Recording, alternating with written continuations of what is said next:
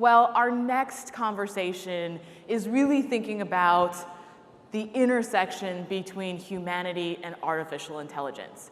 By show of hands, do I have any Star Trek junkies in the room? One right there in the front. Next Generation is my favorite.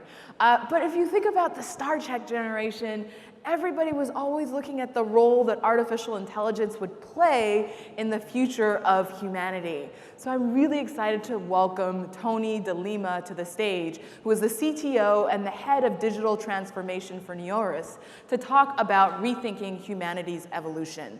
And I was talking with Tony backstage, and he told me his superpower is this. He is passionate about excellence as everything. So I know you are all in for a treat. Let's give a warm round of applause to Tony DeLima. Tony, why don't you join us on out here? Thanks a lot, appreciate it. Hi everyone, how's it going? First of all, before we start, I'm gonna ask you to join me on a quick round of applause. There's a couple of really awesome guys backstage. They're super techie, and they make everything happen, and sometimes we ignore them, so I just wanted to ask you a big round of applause for them.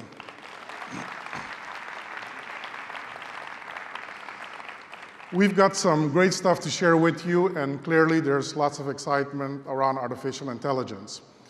Every so now and then, technology comes around that redefines our very existence, and we believe that this year's eMERGE event brings us to that critical point in time. And I'm going to show you how we are evolving. Today, I'm going to talk to you about the future and get you to experience and envision the possibilities of tomorrow.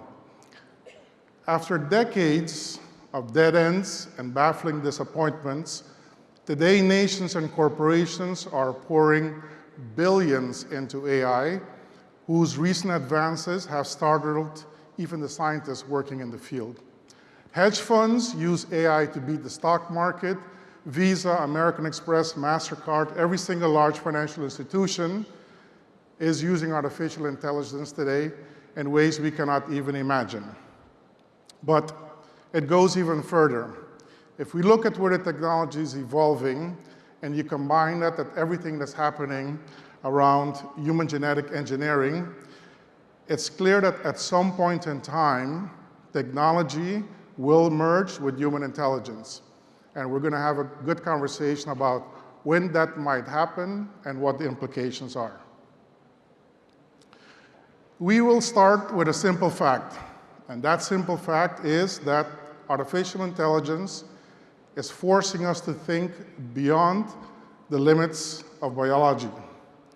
Today, if we looked at technology and we looked at the human brain processes information at 200 megahertz.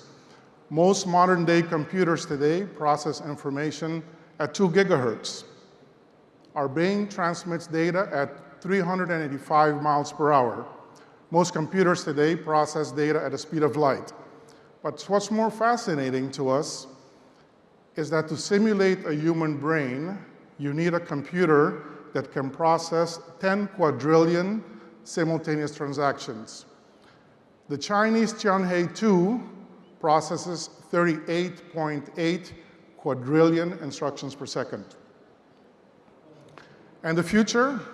Well, the future of artificial intelligence lies dormant today, just like atom splicing did for centuries, unfortunately until 1945.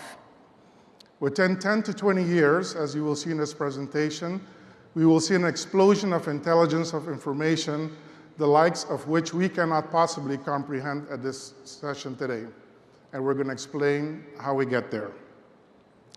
But artificial intelligence will not just stop at a human level.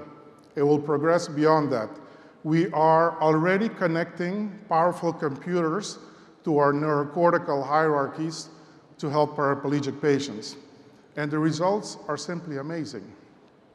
But besides that, as we will see throughout the course, is that a series of new advancements in technology innovation and reinforcement learning is driving AI to a completely different level than we've seen in the past. So I.J. Good, a British mathematician, predicted a technology explosion. He also predicted that the first intelligent machine would be, in fact, man's last creation. Ray Kurzweil talks about technology singularity. He looked at an explosion of knowledge of information, the likes of which humanity could not possibly understand sometime around the year 2030. And we'll explain how we'll get to that shortly. But aside from their own predictions, humanity's evolution itself shows us a path forward that's marked by a constant evolution of our species and, frankly, the constant evolution of our planet. So how do we get there? Well, biological evolution took tens of thousands and millions of years. In fact, our own cultural and technological evolution is based on that time scale. Yet, we are now poised to ascend beyond the slow creations of biological evolution. Humans created technology. Humans are now working with powerful technology to create artificial intelligence. As a result, the rate of progress accelerates exponentially. And when looking at current research in artificial intelligence and combining this with advances in human genetic engineering, it is clear that we are on a path where technology and human intelligence at some point in time will merge. And I'm going to walk you through how we might get there. Now, a quick disclaimer before we go to the next slide, and that is that at some point in time, my purpose was to provide you with a number of answers about what the future of artificial intelligence holds.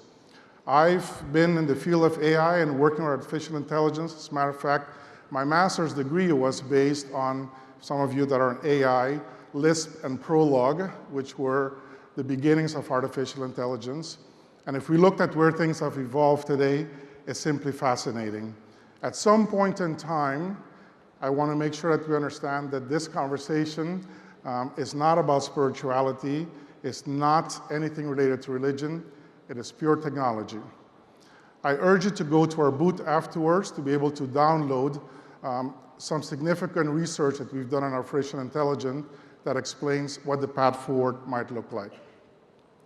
So where are we and where are we heading? Well, research tells us that the future of AI will be less artificial, more intelligence. It will be less based on bottom-up big data and massive computational structure, and more in top-down reasoning that more closely resembles how humans think. This general reasoning approach will enable AI to be applied by a number of problems and deliver results the ways of which we cannot envision at this conference today. So let's look at how we got here and where we're heading.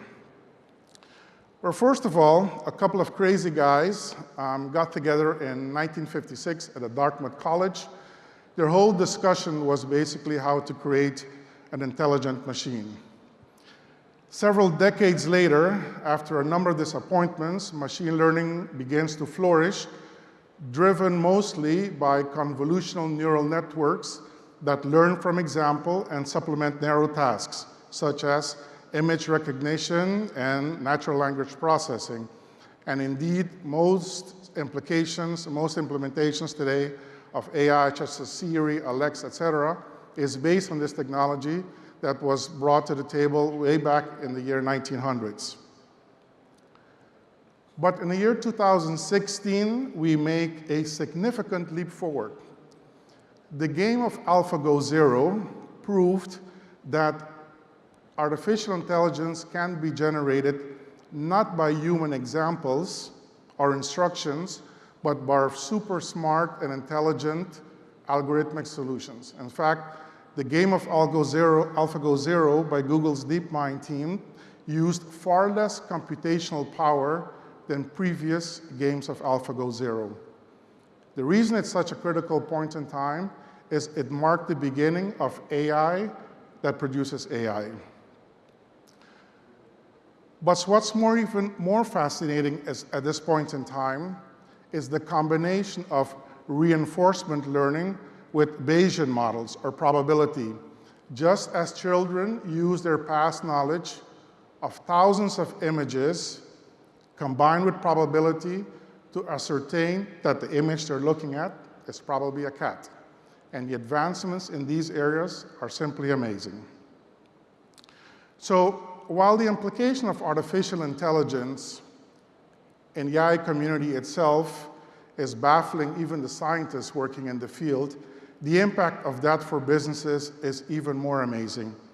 Now, we don't have enough time to go through what AI means for all businesses, but we're going to take two case studies, which are manufacturing and financial services, to talk through the evolution of how AI is reshaping those industries. First of all, recent research tells us that at least at the business level today, the main drivers for artificial intelligence are driving or enhancing the customer experience. As a matter of fact, it's research that was conducted. It's the #1 reason why companies are pursuing artificial intelligence today. And some of the technologies that are being applied there, many of you actually use, but they're also being applied in businesses today. They're mostly based on convolutional neural networks that learn from example with an increase in everything around reinforcement learning. But the future is much more awesome, right? If you look at everything that's being done around reinforcement learning, and you look at the different platforms like TensorFlow and everything that IBM is doing, those platforms are enabling us to drive reinforcement learning on a number of different areas within the business, and we're going to look at that. First of all, the goal is to look at a customer from a number of different perspectives. By the way, I urge you to also stop by a booth later on. We have a luncheon tomorrow with our CEO, Martin Mendes, that talks about the interconnected industries, meaning how do companies get out of their current industry silos and leverage artificial intelligence to create new value. But artificial intelligence will do a couple of things. First of all, it would allow the restructuring of traditional processes. So if you look at order to cash, procure to pay, plan to manufacture, record to report, using technologies like robotic process automation, we're able to drive far more efficiency into those processes and, quite frankly, replace some of the manual tasks that human beings typically perform.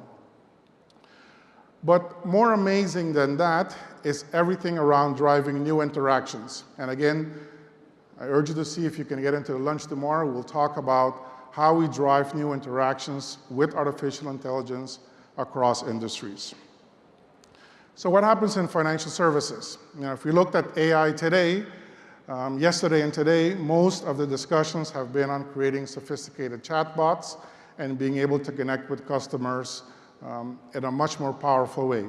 As a matter of fact, the biggest focus right now for financial services as we see it is to create these psychographic profiles of customer behaviors, right? Where do you buy, how much do you buy, what you pay, what times of the year, what articles, what outlets, how do you pay, how much do you pay, what discounts do you go for?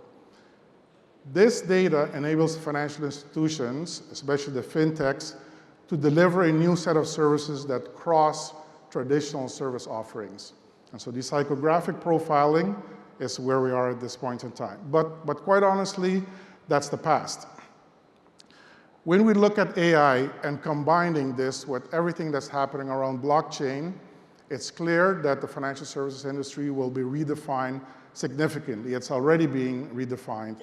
These new technologies are driving the creation of a new league of financial services, the likes of which we are still evaluating. Manufacturing, also an exciting one, right? The fact is that artificial intelligence today, for the first time, really allows the creation of the market of one, allowing customers for the first time to truly personalize their products and services, right? Hyper customer focused, hyper customer centrics. Customers actually become part of the designs and they're able to tie directly to the shop floor. So it's the days of having shop floor lanes of one are now being converted to have dynamic shop floors that are able to respond quicker to the customer's products in ways never before envisioned. At the same time, and I think we're already seeing that, this will have a significant implication to supply chains, right? How will supply chains have to be redefined to be able to meet with the dynamic needs of customers that may come at any point in time for any variety of products from a number of different geographies on a global basis. Hence, the traditional supply chain model also will have to redefine. AI and the design process of products and services is also redefining the industry. Right? Being able to feed an artificial intelligence designer with the characteristics of products, materials, etc., will enable that artificial designer to push out a number of designs faster than any human being ever could.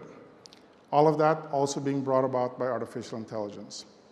And finally, the whole servitization model, which means driven by 5G and IoT, the ability to interconnect everything that we deliver as a product today, and being able to be hypersensitive to how those products are produced, provides an interesting way to service customers. Again, I would urge you to get to the booth later on, get to the lunch. We'll talk more about what the industry look like tomorrow as well. So where do we go from here? Most applications of AI today are far inferior than human intelligence. While AI in healthcare uses advanced algorithms to approximate human cognition in the analysis of complex medical data and images, it is still narrowly focused. However, based on humanity's own evolutionary trajectory, it would be naive to discard the fact that at some point in time, artificial intelligence would excel to such level that it will approximate, if not surpass, human intelligence. Let's look at how we might get there. On our current path, AI at some point in time will rewrite its own mind. We already saw that in the game of AlphaGo Zero, and it's likely that this will continue on its evolutionary path. At the third iteration, the creation of intelligence will likely not be understood by humans because it creates its own algorithms, which possibly we may not be able to understand. Complex problems become trivials, things like being able to self-correct, drive better, more innovative hardware design, become cognitive, create new materials, solve unthinkable problems like gravitational control. The timeline to achieve singularity or superintelligence varies greatly. However, when looking at the opinions of authors such as Marvin Minsky, Patrick Newton, Patrick Wilson, it's likely that we will achieve singularity by the year 2100. However, when looking at other researches, it's most probable that we will achieve singularity in a much shorter time frame. And in fact, some predict this to be closer to the year 2030, which means 10 years from now. Now, to get to singularity, there's one step that all research and advancements tell us we still have to reach. And that milestone is called human parity, or artificial general intelligence. At that point in time, AI will be able to perform a number of different tasks freely without human instruction. All research that we've gone through indicates that by the year 2030, we will absolutely achieve human parity and human-level intelligence. At that point in time, AI will have a number of characteristics, such as perception, recognition, reckoning, be able to decide on ethics, decision-making, etc. So how do we get to singularity through human intelligence? It's a couple of paths. By the way, there's a number of paths, impossible to view all of them at this conference, but there's a couple of them I would like to highlight to you. The first path is human-computer interfaces. Brain electrode implants in the brain would allow the humans to be able to access the digital fortress. Perfect calculation, speedy access, rapid data movements would allow the augmented brain to rapidly outperform the unaugmented brain. As a matter of fact, today humans can use electrical signals from brain activity to manipulate objects. BCI would allow humans unable to talk or move around to interact once again with their environment and also talk when in the past they were not able to. And as a matter of fact, we are already using interfaces to the brain to help patients with Parkinson's disease. And the results are simply astonishing. There's still much work to be done, but we anticipate that within 4 years, we will see a dramatic enhancements in everything that leads to brain-computer interfaces. The next path is whole brain emulation. Scary stuff, by the way, not science fiction, all being worked on today. But this process involves copying the brain post-mortem using a process called vitrification. Intelligent software basically scans the brain post-mortem and implements the resulting model on a host. Now today, that research is still being conducted with failures and successes, but we do believe that also within 5 years, we will see significant advancements here. A lot of work still needs to be done around the scanning software and the algorithms for building the model, but the successes today are truly amazing, and we do believe that, again, within 3 to 5 years, we will see significant advancements here. Another path is enhancing the human genetic model. I am just simply amazed about the results that are being achieved at this level. Human genetic engineering combined by neurobiology is truly setting the stage for the next evolution of humanity, and I will talk through that. Manipulation of genetics are amazing. Today, pre-implementation genetic diagnosis is already used during in vitro fertilization to scan for diseases such as Huntington's disease and cancer, and also sex selection, to name a few. At the same time, genome-wide complex trait analysis using a vast number of subjects is also becoming feasible and is providing us greater visibility into the human brain architecture and human traits than we've ever seen before. The topic of genetic selection will undoubtedly generate an immense level of discussions on ethics, as genetic selection and human capacity ultimately will be based on our ability to pay for all the laboratory work that needs to go behind creating another level of humans. The path to biological engineering is truly fascinating. The question I'm always ask myself is what will the future look like when we can produce millions of Einsteins at once? Not one within a century. The other path is current developments in artificial intelligence. Again, looking at the game of AlphaGo Zero and the successes there, we are certain that the field of reinforcement learning is completely redefining what the field of artificial intelligence looks like. It's already doing that today. And we believe that progress will continue on that path. So when we look at how the future shapes up for artificial intelligence, we know that blind evolutionary processes create intelligence. It has already done so at least once in our existence. An evolutionary process with foresight, guided by a high-level programmer, will likely deliver intelligence in a far more efficient way and a much faster way as well.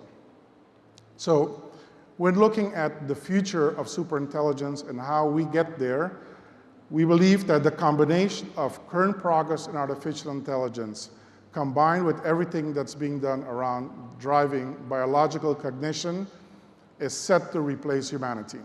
And we're going to talk about that shortly. So threats and opportunities, there's lots of them. There's two paths on threats and opportunities. One of them is what I call the Elon Musk path, which is basically saying that AI will terminate humanity as it speaks. The other path basically says that AI will supplement and assist humans in performing day-to-day tasks in ways we cannot imagine today. As a matter of fact, the next generation of astronauts that will go into space will be joined by robots to conduct tasks for them in ways that they've not been able to do in the past. But there's a couple of pressing topics on threats and opportunities. First of all, the replacement of low-scale routine jobs, which is an impact to the current workforce today. So any job where it's customer onboarding, where it's the management of everything around fraud detection. Those basic tasks today are being supplemented by artificial intelligence. It's happening today as we speak. At the same time is the upward push for higher level skills. We didn't have much time to talk about it, but we did some analysis in terms of where the greatest startups are around artificial intelligence. And it's amazing that United States, China, and Israel lead the pack on artificial intelligence by far. So the implications are, how will this impact humanity in its next stage of evolution?